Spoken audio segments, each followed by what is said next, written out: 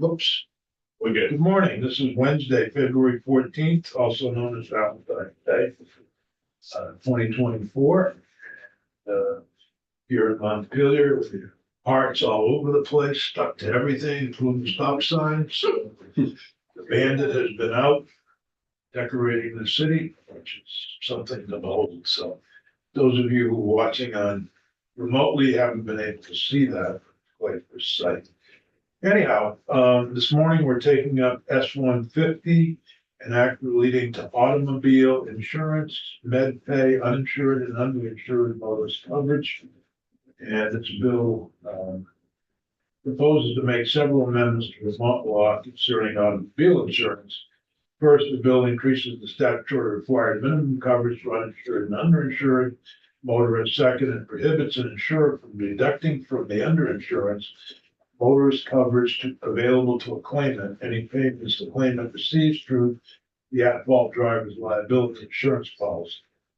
Finally, it limits an insurer's subrogation rights as they pertain to medical payments coverage. So with that, I'm going to invite Karen Ross, attorney with the Vermont Association of Justice, to start us off to discuss the bill. Good morning. What's in it? Why you should do it. Good morning. Good morning. My name is Kristen Ross, and I'm a partner at the law firm of Russo and Ross in Lebanon, New Hampshire. I graduated from Vermont Law School in 2009, and for the past 15 years have been exclusively representing injury victims in New Hampshire and Vermont. I've been a member of the Vermont Association of Justice for 12 years, and currently the organization's president-elect, and will be serving as the organization's president later this year. I'm testifying in support of Senate Bill 150, which makes 3 important changes to Vermont's law concerning automobile insurance coverage. First, Senate Bill 150 amends Section C of 23 VSA 941, which addresses the minimum limits for any underinsured or uninsured policies issued in this state. The amendment increases the minimum required limits from $50,000 to $100,000 for one person. My colleague, attorney Chris Maley, will speak to you about this issue. Senate Bill 150 adds Section H to 23 VSA 941, which prevents the amount paid by the responsible party from being automatically deducted from an injured Vermonter's underinsured coverage limits. We have submitted a handout titled Auto Insurance Fairness Reform, which illustrates this point. Already, we have copies. Great. Thank you. You're welcome. And I've also asked my client, Con Dinsmore, to come and speak to you about this particular issue. Okay. Lastly, Senate Bill 150 amends 8 VSA 4203 by stopping insurance companies from subrogating or seeking repayment of med pay benefits. So could you explain subrogation? Yes. Thanks. Subrogation is just a fancy way of saying a right to be paid back. So when Senate Bill 150 amends 8 VSA 4203, what it does is it allows an injured Vermonter who pays for med pay coverage to get those benefits without having a lien placed against them or a subrogation claim placed against them against any future recovery. My other colleague, attorney Kimberly Johnson, is going to speak to you about that issue. Okay. I've had the honor of representing Con, a Vermont resident horrifically injured by a drunk driver. As Con will explain, the damages he has suffered are so enormous they're difficult to quantify. His medical bills and economic losses alone are millions of dollars. The drunk driver who caused the crash only had $100,000 in liability coverage. Con himself had purchased 2 policies for underinsured motorist coverage, each with $100,000 in coverage. Under the current state of our law, since the underinsured motorist coverage is reduced by the amount paid by the responsible party, even though Khan had $200,000 in underinsured motorist coverage, his limits were automatically reduced to $100,000, leaving him with only an additional $100,000 in funds available to him. This is despite the fact that he has catastrophic losses and had paid for $200,000 in coverage. Senate Bill 150 will change this problem so that injured Vermonters like Khan can access all of their underinsured motorist coverage under their auto policies, specifically by adding Section H to 23 VSA 941. Senate Bill 150 fixes this issue so that the amount paid by the responsible party was not just automatically deducted. This amendment is fair to injured Vermonters who have the good foresight to purchase underinsured motorist coverage. The amendment makes it more likely that injured Vermonters can recover all of their damages, including lost wages and pain and suffering. For Khan, it would have meant that he could have recovered the $100,000 from the drunk driver as well as the full $200,000 that he paid for.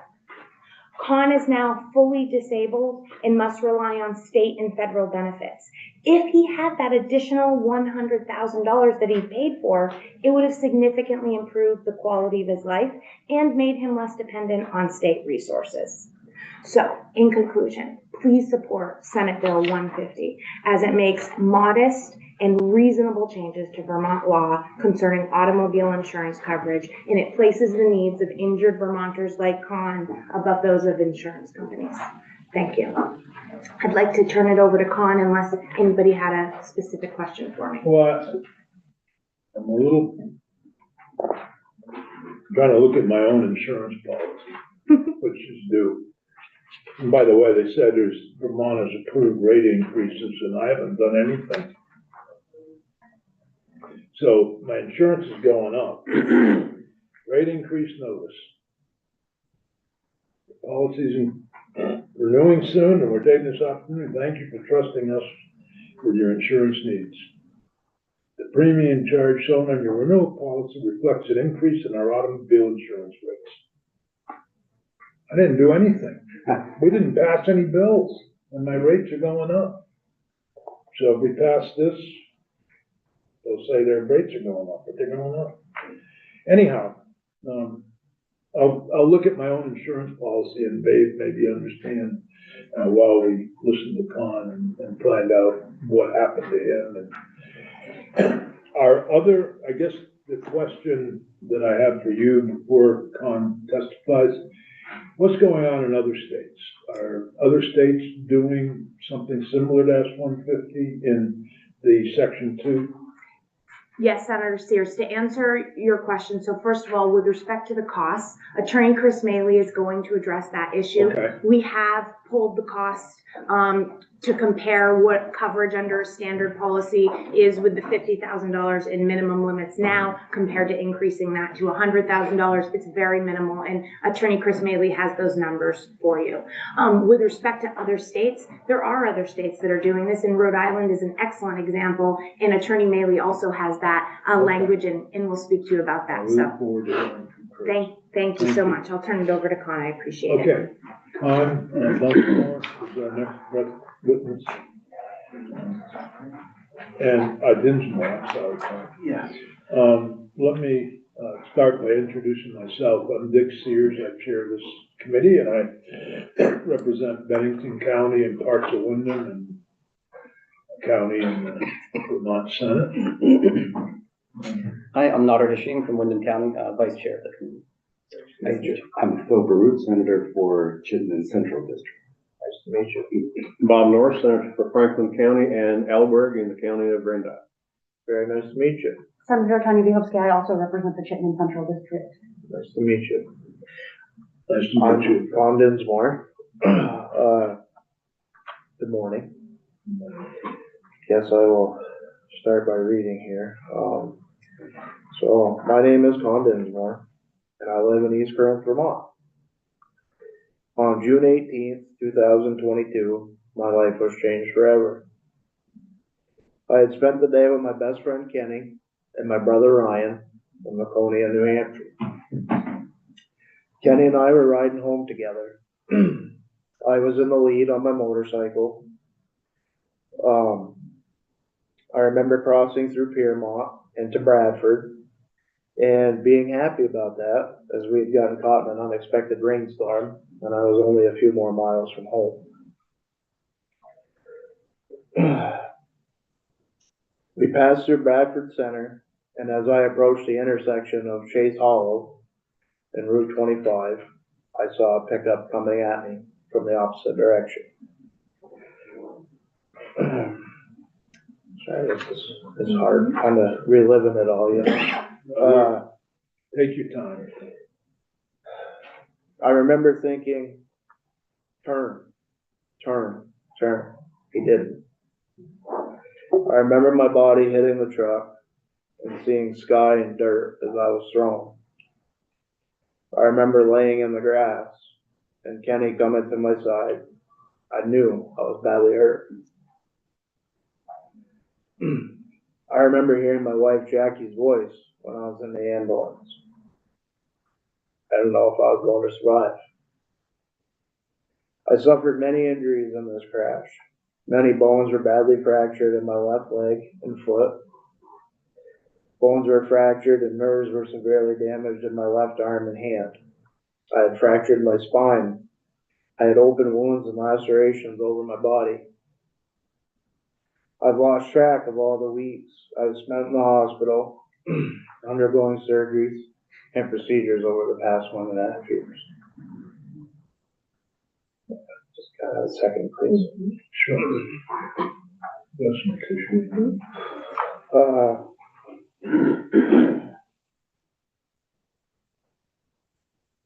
It's been somewhere around 16 surgeries so far.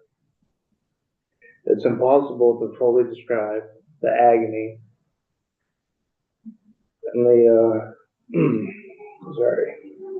of what I had been through both physically and mentally. During my first hospitalization alone, I underwent 6 surgeries before they finally had to amputate my leg. The nerve pain in my left arm has been the worst pain I've ever experienced in my entire life, and it doesn't stop. I am told this pain is because of my brachial plexus nerves were badly damaged. Despite multiple injections and even a spinal cord stimulator put into my spine, my doctors eventually also had to amputate my left arm. They hoped that this would stop the nerve pain, but it didn't. My doctor's last attempt to reduce my nerve pain was a risky neck surgery called the DRES procedure. Unfortunately, this didn't stop the nerve pain either, and I ended up with a spinal fluid leak, which landed me back in the hospital for another surgery. I eat pills all day long, just to survive. I take gabapentin, Labaxin, Tylenol, ibuprofen, duloxetine, that's just a few. I'm trying to survive and live. I still have a 8 out of 10 nerve pain every single day. I'm trying to avoid long-term opiate use for so many reasons, which I'm sure we all understand. It's difficult. I worry about how I'm going to handle this pain for the rest of my life, because my doctors assure me it's not going away despite all their efforts. Before this, I was healthy, happy, and active. I was married, raising 4 girls. I've always been a hard worker. I worked full-time as a truck driver for Central Transport. I had been driving tractor trailers for almost 20 years. I earned a good living. I was proud to support my family. Through my work, my family got good health, dental, vision insurance, and I'm now disabled, and I must survive off government benefits, which I hate. Our family lost our insurance. I am totally devastated by the loss of my career and that I can no longer financially support my family. Kristen has represented me through this whole ordeal. And as she explained, the drunk driver who caused this crash only had $100K in liability coverage. I had purchased 2 auto policies, each with $100K in underinsured coverage. Sorry, excuse me.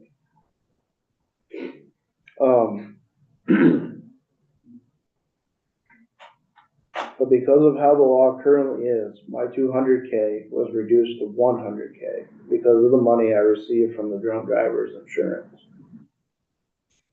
I am here asking that you support Senate Bill 150 to eliminate this automatic reduction.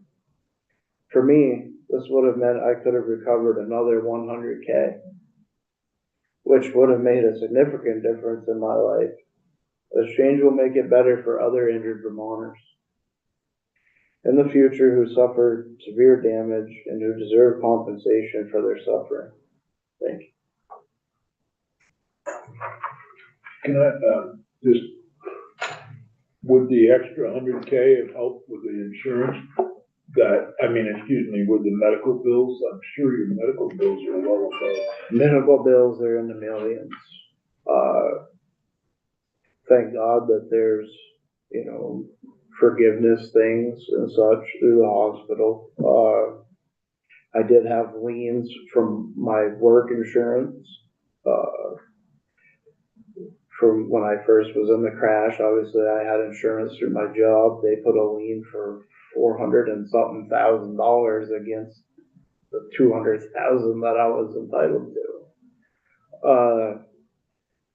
Kristen had to work really hard, to fight that and get me as much as possible. For me, it could have made a big difference. It may not have helped with all medical bills necessarily, but could have been a drastic life change. I'm going to be in and out of hospital, and I've got more surgeries that are coming. It could have helped me with things I need, special equipment, things that I have to buy to drive. I have restrictions on my license. I have to have hand controls in my vehicle, things, more things in that aspect that, I will need for special things in my home, handrails and things in the shower to be able to take a shower. There's going to be things that I will need for the rest of my life to help me basically live life. I've got one arm. I do have a prosthetic. However, it's not something I can wear all the time. You can't wear it in the shower. You can't, so there's a lot of things that I will need for the rest of my life. I guess that's where this would have come in handy to have that extra $100,000.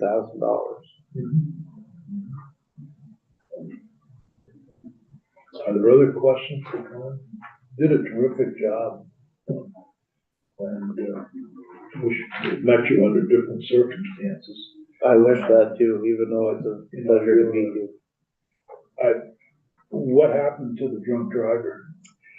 As of now, he is actually still out and about.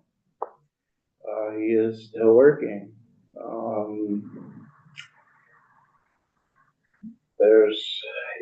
Other than that, I don't really know, but I know that as of right now, nothing has happened. Any other questions? Thank you. Thank you. Christopher Bailey is here. I can go. Should I go or can go? Oh, you can do whatever. Yeah, I can go. Okay, you're Kimberly Johnson, I'm sorry. Yes, good morning. My name is Kimberly Johnson, and I come before you today as an attorney, a member of the Vermont Association for Justice, and a concerned citizen. I'm here to express my support for S-150, specifically its provision to eliminate the right of subrogation for medical payments coverage. What is medical payments coverage? In Vermont, medical payments coverage, often referred to as MedPay, provides optional, no-fault coverage for medical expenses for the policyholder, other named drivers on the policy, and their passengers in the event of a car accident. Many Vermonters choose to invest in MedPay for the significant benefit it offers in the critical moments following a crash. The period immediately after an auto accident is often marked by confusion, stress, and urgency. MedPay eliminates the need for the parties to navigate the complex and time-consuming process of determining fault before accessing medical treatment. Instead, it assures that medical expenses for the injuries sustained are covered up to the limit of the policy. This coverage extends to a range of expenses, including emergency services, doctor visits, hospital stays, and surgeries. MedPay can also be used to cover an injured person's health insurance deductibles or co-payments. MedPay coverage ensures that Vermonters have access to medical treatment immediately and without legal or financial barriers. What is the right to subrogation? As Kristen explained, subrogation is the process through which insurance companies seek to recover funds for claims they have paid by laying claim to a portion of any settlements obtained by the policyholder. In the context of MedPay, the injured person finds themselves in a situation where the benefits they have already paid for and relied upon are clawed back, diminishing the value of their coverage. The practice of subrogation for MedPay is particularly troubling considering that Vermonters opt into this coverage at their own expense. When policyholders are forced to reimburse their own insurance company from settlements received, it undermines the no-fault premise of MedPay. Subrogation of MedPay means that Vermonters are charged twice for their medical care. First, through their auto insurance premiums, and again when they must surrender a portion of their settlement. For Vermonters, the elimination of subrogation rights for MedPay represents a step toward a more just and equitable insurance system where the focus remains firmly on the well-being and financial security of the policyholder. Have other states eliminated the right of subrogation for MedPay? Yes. Our sister state, New Hampshire, along with over half a dozen other states, has already addressed this inequity by legislating against the right of insurance companies to subrogate MedPay. As an attorney who also practices in New Hampshire, I have seen firsthand the tangible benefits of such a law, including enhanced consumer protection. By removing the requirement to repay MedPay benefits, policyholders can use their coverage without fear of future financial penalties. This ensures that the insurance safety net functions as intended, providing financial and medical support in the aftermath of an accident. Increased financial security. Policyholders are better positioned to manage their recovery and other accident-related expenses without the additional burden of reimbursing their insurance provider. This financial safety net is crucial for those facing significant medical bills and lost wages. A simplified claims process. Without the complexities of subrogation, the claims process becomes more straightforward for policyholders. It reduces the administrative and emotional burden on accident victims, allowing them to focus on their recovery. Won't this make insurance coverage more expensive? The argument against the elimination of subrogation rights is often framed around concerns that increasing expenses for insurance companies will be passed along to consumers. However, this perspective fails to account for the relative scale of MedPay benefits and their impact on both the insurance industry and individual policyholders. The most common MedPay amount hovers around $5,000 per incident, a tiny sum for a large insurance carrier. The narrative that eliminating subrogation rights for such amounts would lead to substantial increases in coverage costs simply does not hold up when scrutinized against the backdrop of an insurance company's overall financial operations and profit margins. On the other hand, For the average Vermonter, the $5,000 can cover essential medical treatments that might otherwise be deferred. In the aftermath of an auto accident, individuals and their families often face overwhelming financial obligations, straining household budgets, and diverting funds from other critical needs. Many auto accident settlements are quite modest, meaning that reimbursing their insurance company for the MedPay benefits paid can make a huge difference in the amount that Vermonters are able to recover from their settlements. Today, Vermont stands at a crossroads, with the opportunity to follow the lead of New Hampshire and other states by enacting similar reforms. Taking this legislative action would not only align Vermont with a growing trend toward more equitable insurance practices, but also reaffirm the state's commitment to fairness, equity, and consumer protection. Thank you so much. Thank you. Questions? Yes, sir. Thank you for your testimony and for explaining all of this. I'm curious about the language piece, specifically on line 18 regarding any third party. And I fully agree that the insurance company shouldn't be going after the injured party or the individual who was insured by that insurance company. But would that individual be covered when we're saying any third party, or should we be including any third party, including the insured? Or am I overthinking this?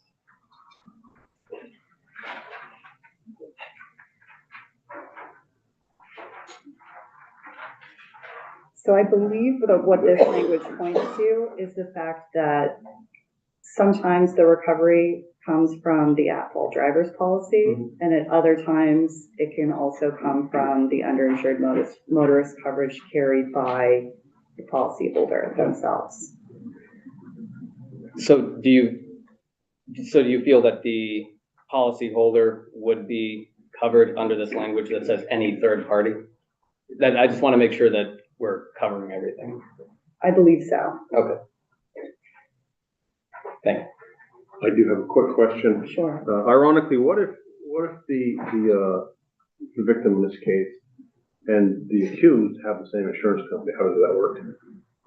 As far as MedPay coverage? As far as, I mean, they're both insured through the same carrier. I don't know if you're going to answer that question or. I can when I. Okay. Sure. Thank you. Other questions? Thank you. Thank you so much. Chris Murray?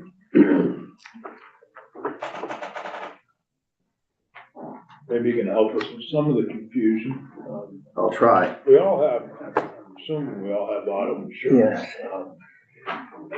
Thanks I for- don't know that we all understand our policies as well as we probably should. We just keep paying the policy and think we're covered until we, I want to say I'm happy with my insurance company. They've been pretty good. I had a crack in my windshield and I replaced the windshield, so that was nice. No charge, so, but I haven't had any accidents to any of the things like Con had, so I'm wondering how that all works, because even I don't understand my policy. I know I've just looked at it, I've got $500,000 total bodily injury from uninsured motorists. Seems like I got pretty good coverage,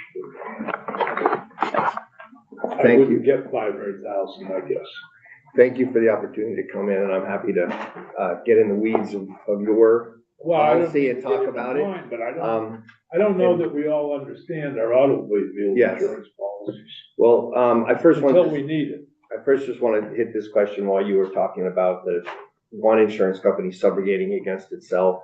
There's a Judge Katz Superior Court decision that says it's the anti-subrogation rule that an insurance company should not be able to subrogate it against themselves, but there's not a Supreme Court case, and I'm fighting that with Progressive right as we speak. So you have a carrier that's for the at-fault party, and then you have a carrier for your party, and they're basically saying we want money back for ourselves, meaning that we're subrogating against something we already paid. So it's not yet figured out, but we argue about that. We say that doesn't seem very fair.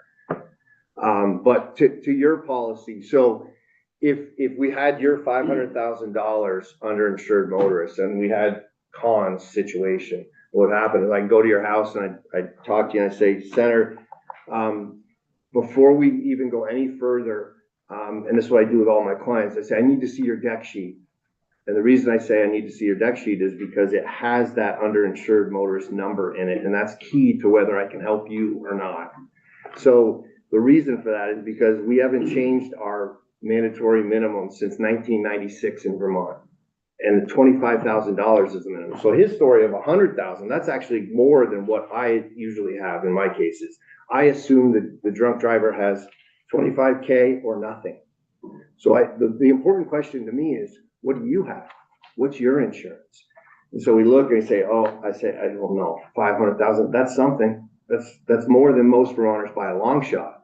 But I still couldn't help you, right? If you were con, you'd be maxed at 500,000 bucks. So he's got millions of dollars case. So if you had his case, you would be out of luck at $500,000.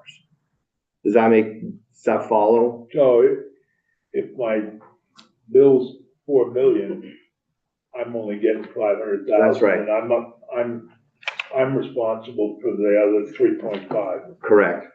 And I have that conversation with almost every client who's seriously injured. I mean, unless they got hit by a commercial vehicle and we have umbrella policies or $1 million policies, we start with the idea of what do you have in underinsured motorists?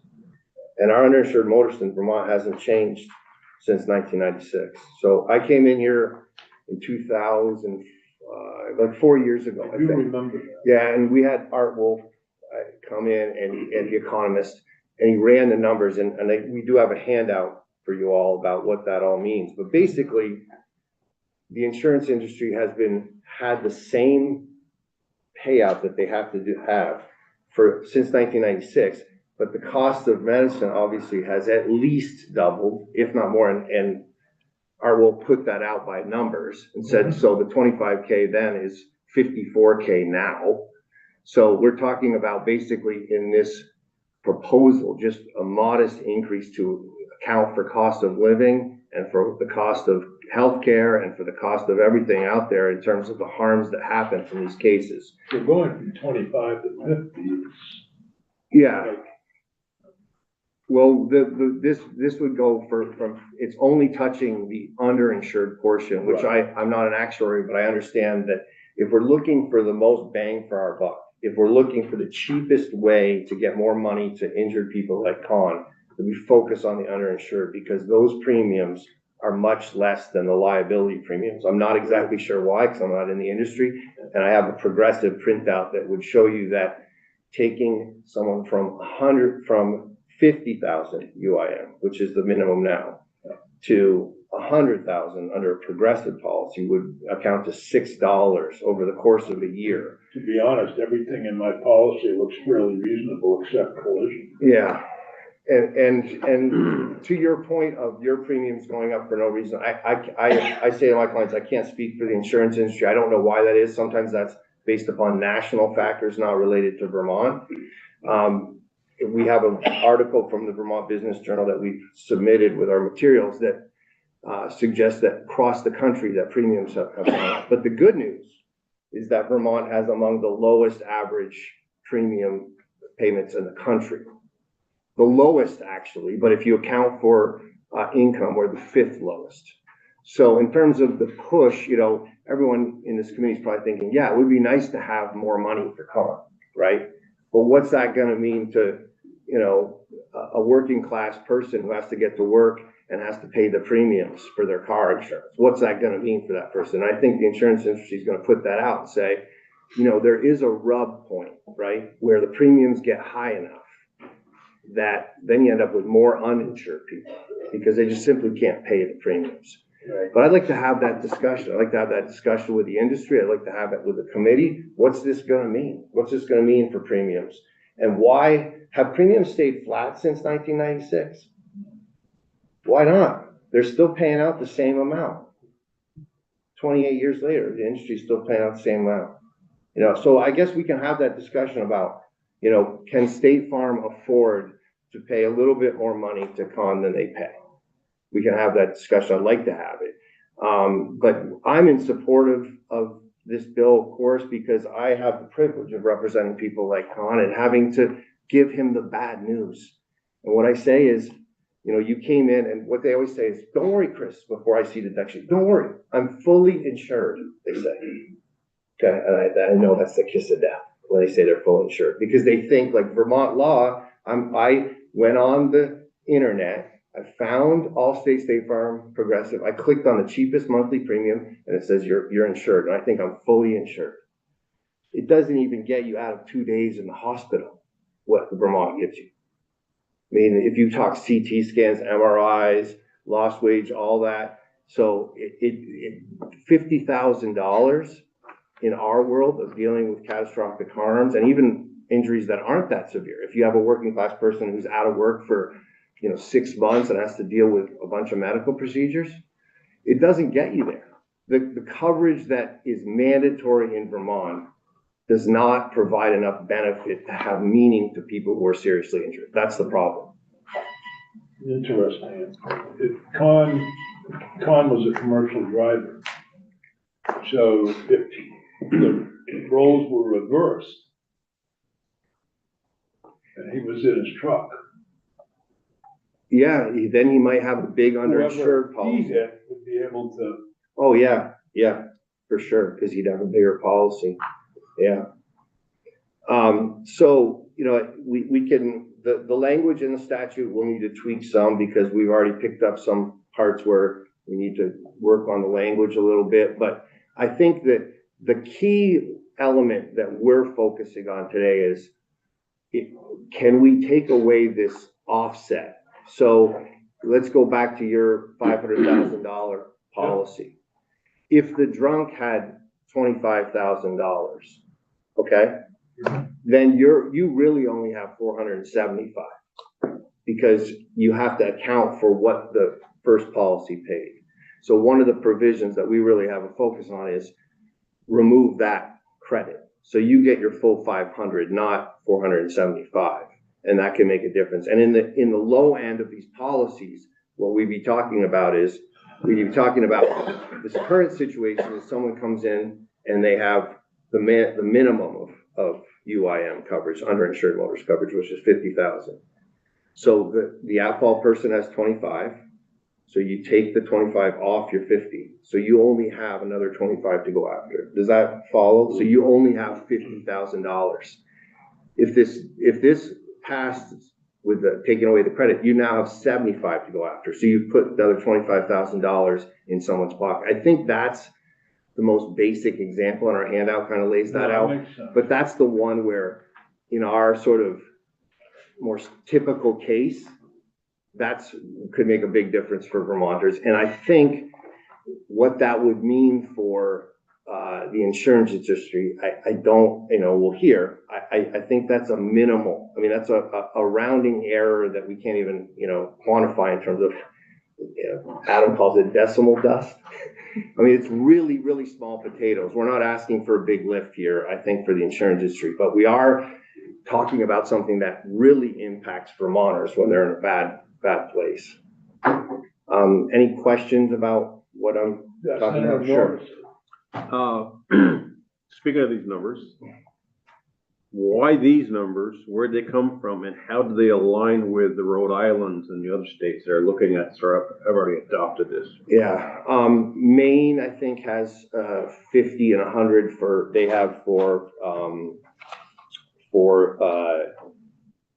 the liability. They have 50, not 25, so they have 50, 100 for that. And Rhode Island has this idea where you don't get the credit, where you don't have an offset. So they have a statute that says basically you get your full benefit of underinsured. But I believe, and I don't have, and I can try to get more information on the limits. I believe this would be greater than most states. The numbers that we're putting on here would be a larger number than most states have. And what I'd say is, let Vermont lead in a way that's meaningful. I mean, we don't always end up being last on things that are good. This idea that we have to wait for what South Carolina is doing or something, I hear it, but I think if you talk to people who do my work in any state in the country, they'd say our statutory minimums for insurance are a joke. They don't cover people. Some states have $20,000, not 25, for liability. And so, we can look at that, but I'd say that we are looking for something in terms of underinsured minimums that I think are greater than most states. Yes. I just want to, thank you for being here. I just want to make sure, in that vein, I think you said that, and I may be getting this wrong, this with average is actually 54,000, or it's changed, like with inflation, it's gone from 25 to 54. So 50 is still kind of under what we would expect. Yeah, I guess and you'll look at, there's a handout that was a report that Art Wolf, the economist, did, and it's 4 years old. But at that point, I think he said, considering 2019 dollars, that $25,000 in medical costs in 1996 equal $54,000 in medical costs in 2019. Does that make sense? It does make sense. That is what my understanding was. And so I guess the way I see it, setting that at 50 is actually still too low. It's still behind 5 years ago. Yes, I mean, it's not covering what the cost of medical care has increased since 1996, but that's for sure. Yeah. It's not. Like we're still lagging behind Yeah. the actual cost. Yeah. Okay. Thank you. Just one quick question, and I'm ignorant of this whole field, so forgive the question if it seems, I don't know, to not need answering, but does the policy and the actions of the insurance companies represent the whole field of recovery, or might somebody like Con have the ability to sue, and understood that you're dealing with an uninsured motorist who may not have any assets, but is there a parallel way of recovering? Your question has sort of answered the question, because what you just said is that the person who has that $25,000 or $100,000 cost is not going to have assets to go after. So in the vast majority of cases, the insurance is what the person can recover. You can go get a judgment. I have this conversation with a client. I say, you can go get a judgment. You can go get a verdict for $500,000, and you're gonna have a piece of paper, and then you're not gonna be able to collect.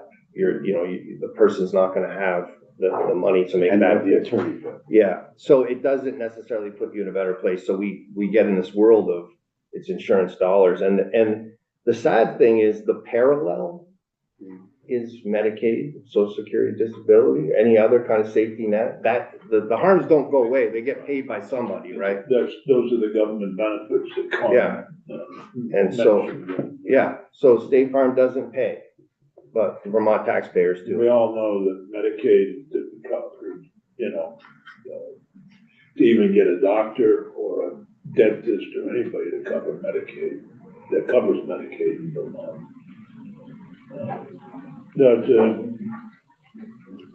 I don't know if Senator, do you have your deck sheet? Does it have how much that premium is for the underinsured motorist portion?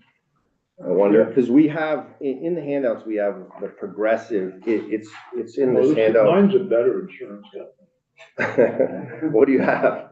A Micah. Okay. They do the Red Sox games. Yeah, that's They have important. a pitch zone. Yeah. No, in all seriousness, I've been with them for years, and they are a good company. They're a mutual company, not like others. But it says here, I have no secrets here. Missy? Welcome, tell me what I've got.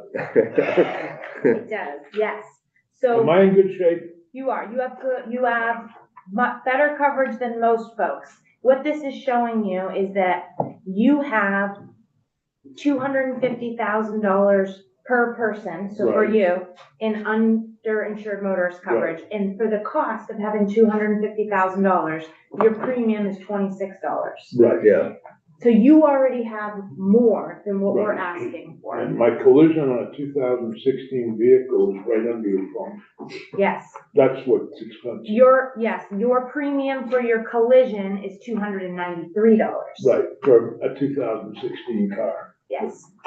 That's clearly the most expensive part, and then your second most expensive is your liability. Right, well, but that's, Yeah, But the premium for what we're looking for is really a very small part yeah. of So Kristen, he doesn't even have 500. He has 250 $250,500 well, I have 500 per, per per incident. incident. But that wouldn't, so if you were hurt, Yeah. you wouldn't have I $500,000. have 250 You don't, and my because it's wife per, would per, have, Yes. the Correct. fuel with me would have Correct. 250. yeah. Or anybody else. And so when you see in the language in the proposed bill, it's 100, 200, which most of the policies aren't written that way. They're 100, 300. So it's 100 per person, 300 per incident. So it's even less than what they usually. Well, when I said Right. 500, I didn't realize I'm only, it's 250 each person. Yeah, and you can imagine, you don't realize, you can Well, imagine I do the have a clients medical I payment have. for 5,000 Yes, each person, and that's $8. yes, Yeah. okay, good, you got it, I was gonna show you where your premium. This is for 6 months, by the way. This is not they don't give Okay, out a year. They want to decide whether they want to keep you. yeah, For some reason, they went from a yearly to a 6-month auto policy. My homeowners and everything else is yearly. so the 5,000 med pay portion, if we. That's what we were talking Yeah, about. if we use that for you, Senator, we would pay the first 5,000 of medical bills, which would be gone from the emergency room part of the visit would be exhausted. And then we would get a letter saying, from Amica saying, we have a right of subrogation. We want to get that $5,000 back. And then I call them up and then I say, well, will you reduce by 1/3 to account for attorney's fees? And so we have to write a check out of the settlement for $3,333 back to Amica. So you don't end up getting it. So that coverage doesn't provide much benefit to a Vermonter. I mean, it doesn't do much. That $8 doesn't do much. I mean, it gets In a bills year. paid like that, which is nice, but it does in the end net, it's not that great. Senator Sheehan, Yes. Thank you. So, I'm. aren't you happy I brought my auto insurance? Yes, it's a good example. Thanks for your testimony. I'm generally in support of this. I was wondering, though, if there's a way that we can find out how much this would increase premiums without, well, I imagine insurance companies are going to have a certain slant when they provide testimony on this because of their own financial interest. But do you have any advice on how we can figure out how much this may or may not increase premiums? Well, one example we have, and I'm not saying this is perfect, I'm not an actuary, this is literally a Google idea, but we went to Progressive and Kristen got a sheet, and so it's in your handout, and it has what the premium for 6 months was. Was it this one? Yes, yeah. So if you go to page 8 of that handout that starts with Vermont has lowest average auto insurance premiums. This is what it is now. Got it. We're trying to put it to this. Page and that's the 8? difference, $23. Yeah, so page 8, so you see at the bottom, there's little circled numbers. Did you have that on yours? Oh, okay, there's our difference. So it has Progressive Direct on the top. Yeah. No, I figured it Got out. it, okay. Yeah. Did you find it, Senator Not Spears? yet. You want some help? Sure. Are you there? Yeah, I see what you're saying, where you got the $6. Oh, Yes, so it's $11. Yep. Yeah, right there. We're Yeah. trying So to increase it. so it says uninsured, underinsured, $11, Okay. 50K, 100K, okay? And that's what it is now. So page 8, or you guys don't have page 8, but the 50K to 100K is $11 that for 6 months. So 22, and then we upped it to 100,000, 300, which is greater than what this thing is. It's 100, 200. And then it went from 11 to 14. So we talked $3. So over the course of a year, $6. Don't take that to the bank.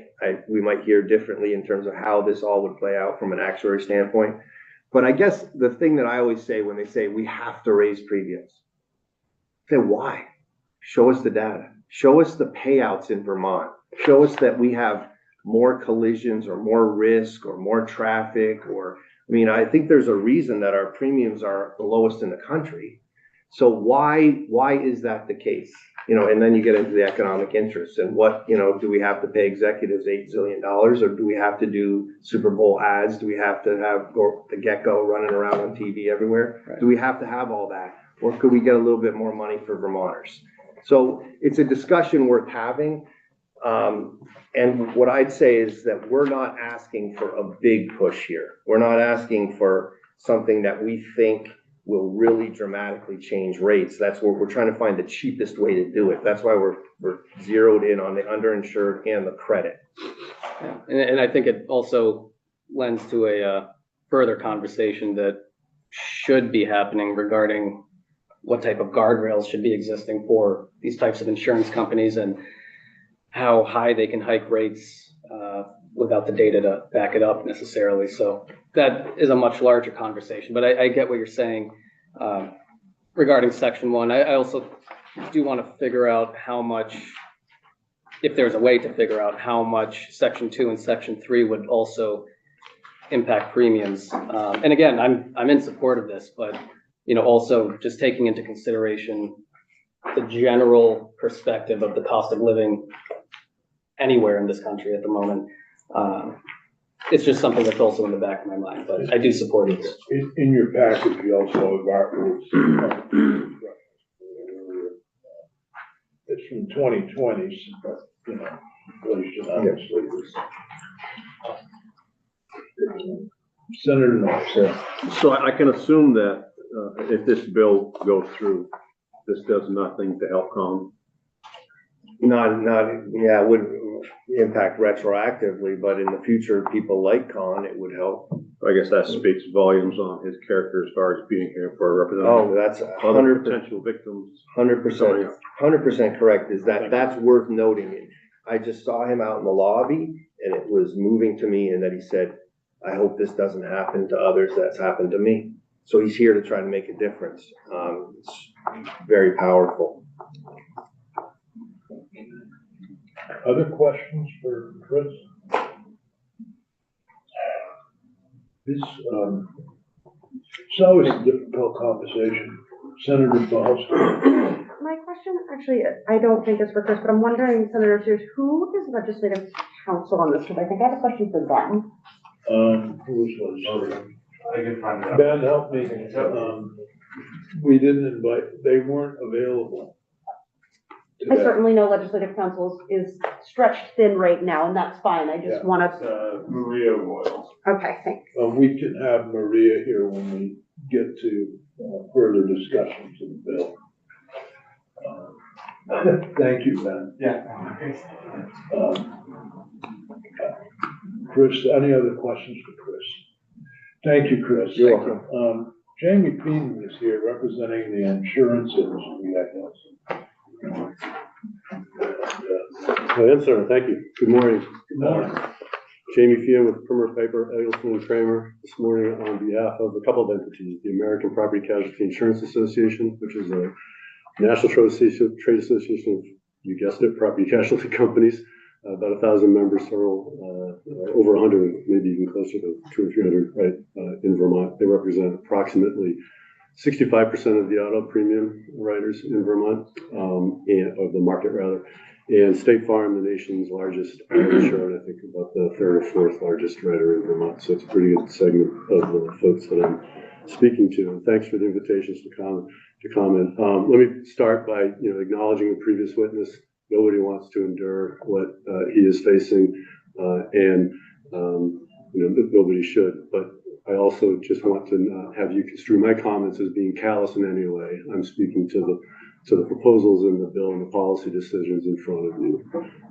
And those are three separate but nevertheless connected proposals, and you've heard them all briefly discussed. But again, one is to raise the statutory minimum amount of insurance required for uninsured and underinsured. The second is the ability or not for an insurer to deduct payments made by an at-fault driver to the insurer's policyholder. And the last limits an insurer's ability to subrogate medical costs paid under the medical payments coverage. The industry strongly opposes each of these proposals. and I'll discuss that. With respect to the first section, the doubling of the uninsured statutory limits, I say limits, but it's a bit of a misnomer. I mean, these are the minimums, right? This is what Vermont law requires all Vermonters to have as the base auto policy. And as you know, it is a requirement that all Vermonters have liability insurance, both bodily injury and this uninsured piece. You can see here what the uninsured limits are, and there's been discussion about the BI limits, but that's in another section of statute, in section 941, or maybe even a little bit sooner before that. And so what's also not mentioned here, but I think maybe it's also in the bill, there's a fairly unique feature of Vermont law that says if your BI limits, in other words, your bodily injury liability limits are 5,100, and your uninsured limits are going to track with that above. So if I've got 100, 300, there it is, it's tracking there. So this is an example of where the minimum escalates based upon what's currently in Vermont law. I believe the public policy decision to have, all Vermonters in is that it benefits us all, that there's coverage, that it's a better system, and that it becomes perhaps even a little bit more economical for those who all have insurance and the ability for those to be able to pay. And the minimums are set where they are, and you already had sort of a little bit of discussion about this. What is the pressure point between someone being able to comply with Vermont law versus not? And I think we've seen this tension in the past. It certainly is a tension now. Vermont historically has had a fairly low uninsured motorist rate. Prior to the pandemic, it was around 6%. Unfortunately, we've seen that number go up now to, I believe, in excess of 10 and maybe even closer to 12%. Not sure what's driving that, but I would hazard a guess that it's economics. I mentioned also that these minimums are the minimums. And for those of you who are veterans of the committee, you may recall that the Department of Financial Regulation, which doesn't necessarily have jurisdiction over this Title 23 motor vehicle law, but they do regulate insurance companies, was asked to do a study by the legislature on, what are the minimums, where are people falling and how do we compare with other states? And back then, this was a couple of years ago, they focused on BI limits, but I think we can extrapolate to the uninsured motorists that those that are at the BI limits are probably at the minimum for underinsured, uninsured. They found that at those BI minimum limits are 5,100, and that their survey of the top 10 auto writers in the state found that 9% of Vermonters were at that minimum limit. At 100, 300, it was 78%. And so what this tells us is that those at the minimum small segment are those least able to afford auto insurance. And so I ask you to consider that as you consider doubling the uninsured motorist portion of the premium and the impact they may have on those that are least able to afford. And what I've been able to hear preliminary from companies is that, raising this to 100, 200, doubling it, rockets Vermont to the top among other states. In fact, it would position Vermont higher than most states on the bodily injury limits. So I'm not sure where the number came from, but it's certainly one that would move Vermont, as I say, right to the top. And this isn't, sometimes you say, well, Jamie, why, or whomever, we're just helping you sell more insurance. Why would you oppose something like this? And it's the reason I mentioned it. We want everybody insured. We want them in the system. We don't want to price out folks based upon whatever various factors. And this one, again, is not something where insurance companies will have discretion. This is the statutory minimum. So everybody at that minimum will have to see an increase based upon an adjustment to whatever the new minimum might be. Section 2 is a big deal. It is changing Vermont practice and the ability, actually it's Vermont law held up by the Supreme Court, we'll get to that in a second, and the law in most jurisdictions. I think you've heard it accurately described. Say, Senator, if I can use you in you've heard a lot of examples, but say I hit you, or you hit me, and you have $100,000 in, uninsured motorist coverage. Maybe my damages are 200 or whatever. So my policy, your policy is not enough to cover what I need. So my insurer, I look to my own insurance company for underinsured motorist coverage to make up that difference. It's a replacement coverage. It isn't sort of added on to necessarily sort of what's available. It's always been intended to be a replacement coverage to fill gaps. But I never knew that. So I got 250,000. My uninsured motorist or underinsured motorist has 50,000. I'm only really insured for 200,000. That's how I understand this, but I'm paying for 250, but you're gonna take the 50 away from me. And I realize it's a big deal, but it's not, honest. You know, I love my insurance company, don't get me wrong. I think they're wonderful. When they replaced my windshield for free, I was really happy with it. Well, But- was it for free? Pardon? You pay for it every 6 months. Understood, but Yeah. I have, but now you're telling me I bought 250. But I really only bought 200, but I'm paying for 250.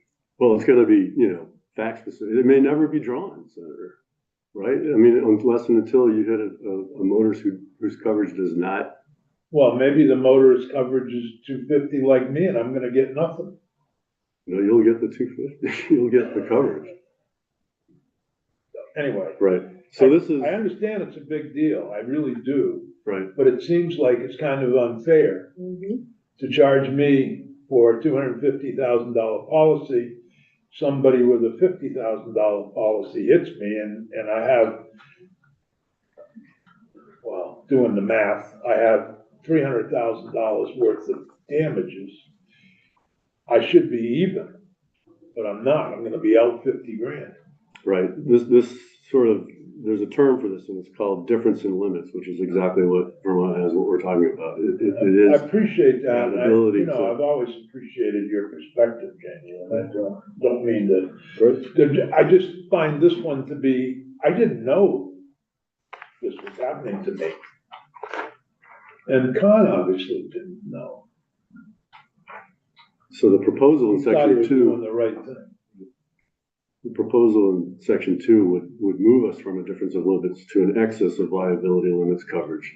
So your exercise, and to be clear, when I spoke of section 1 and the increase there that would apply to only those at the minimum, section 2 would apply to all policies because you're now creating an exposure for all Vermont insureds that doesn't currently exist. So the difference of limits is helping to keep that portion down. Having now the ability to stack limits on top of, the uninsured, underinsured will now have to be factored into rates. And this increased exposure is what will have to be shown up in policy. Senator Baruch and then Senator Sheen. I'm always sensitive to the claim that anything we do that affects the bottom line of any entity must be passed 100% on to consumers. Because I don't believe that to be true unless the principle is that the bottom line of a company can never be reduced by any circumstance. It must, the principle exceeding all other principles, it must remain exactly where it is. And so therefore, if we add $6 to the premium, then the company is going to increase everyone's premiums by that amount so that the profit margin remains exactly the same. But I go back to this basic principle of offering 250,000 in coverage, and then we're discussing a set of circumstances which are not completely uncommon, where somebody doesn't get 250 from their company. They might get 250 overall, but what is the logic that the company uses to say that that's fair to offer 250 from that company to the ratepayer, but then under these circumstances give less because there happens to be someone somewhere else who's paying something to that person? I think it probably, I don't know that it's not necessarily a company decision. I think it's, the policy that we assign and look to the at-fault person first, right, for payment coverage. And that is the rightful place to go. Hopefully there's sufficient coverage there included. If not, then you look to your own, you hope you never have to, but you look to your own policy for this underinsured coverage to fill in that gap.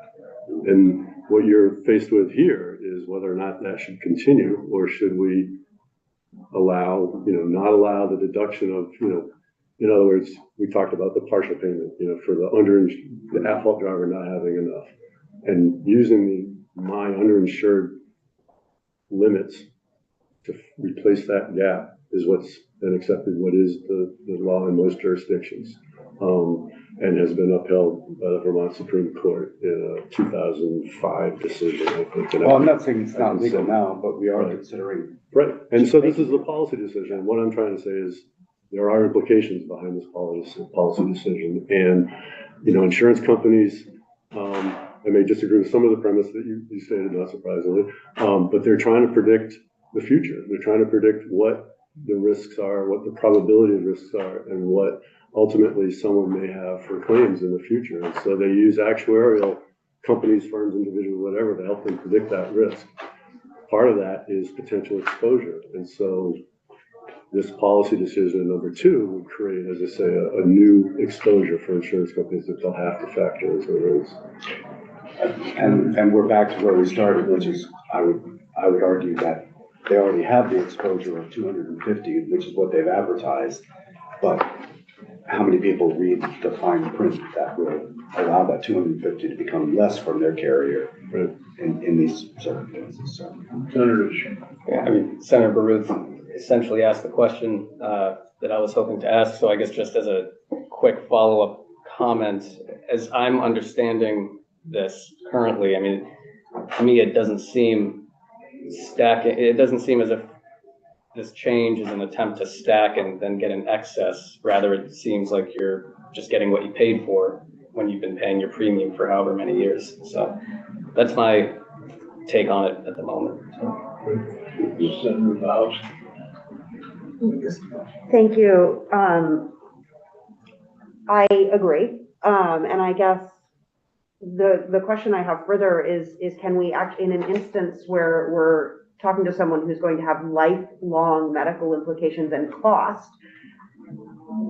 This is never going to cover all of that. This is never going to make that person whole. And so the idea that they're somehow stacking and gaining from this is sort of ludicrous to me. Like, even if you got the 250 and the 250, the actual cost is in the millions. So I have a really hard time sort of framing it as somehow gaining by changing this.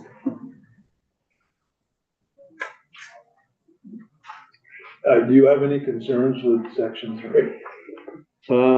Yes, actually, Section 3 was a little bit of a head scratcher, so I was waiting to hear the proponents describe what it is. So I'll follow with some, it is an optional coverage. It's a $5,000 or $10,000, but subrogation happens all the time. The pool of money goes in, and who's paid, who gets to settle, who gets to bring money back. So this would just limit that ability to do it for med pay coverage. So I'm not sure what's mystical or magical about med pay. If I might, and part of the problem for me is I'm seeing all these ads on television for auto insurance. There must be big bucks in auto insurance, or they wouldn't be advertising, right? Because it costs money to advertise, and particularly some of the companies.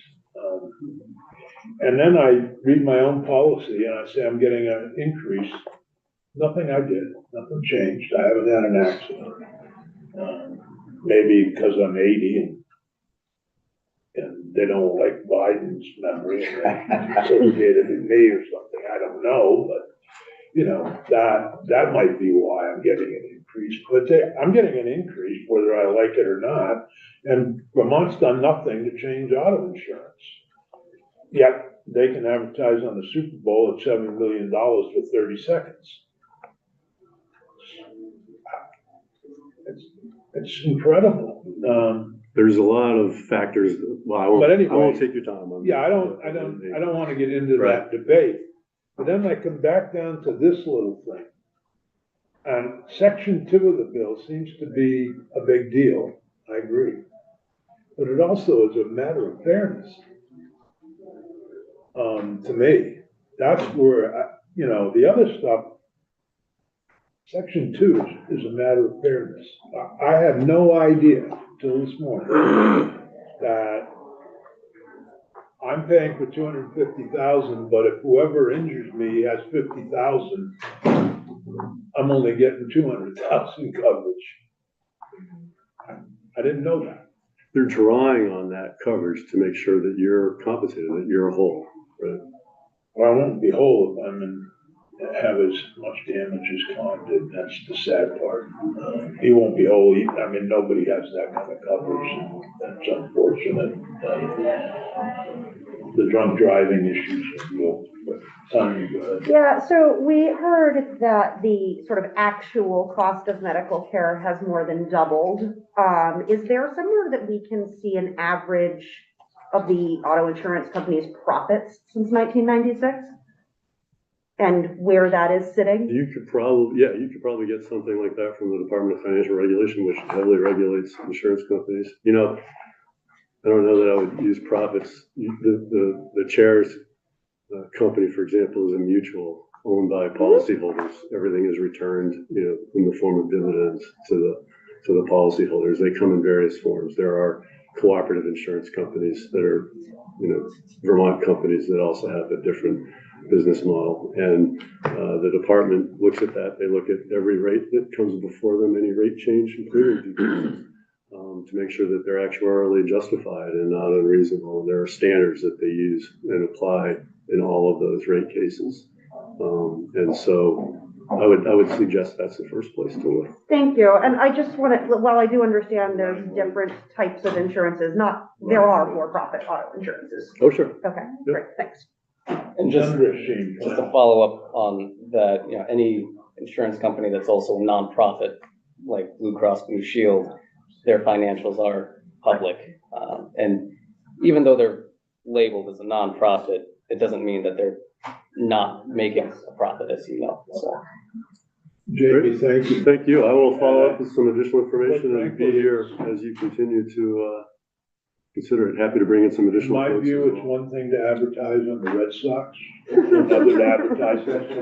Yeah, don't forget you're on, this now. I know.